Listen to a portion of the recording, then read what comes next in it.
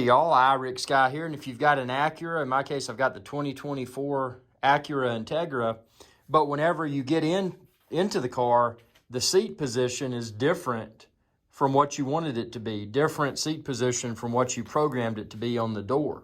Well, here's why. So look at your keys. Your Acura probably came with two keys.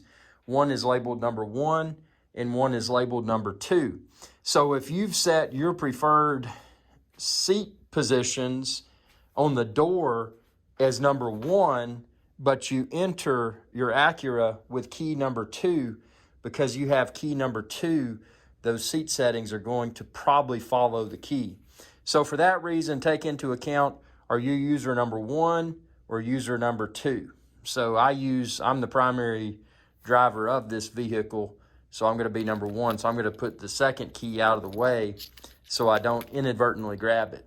So I'm using key 1, and on the door, I've set my preferred seating preferences to option 1.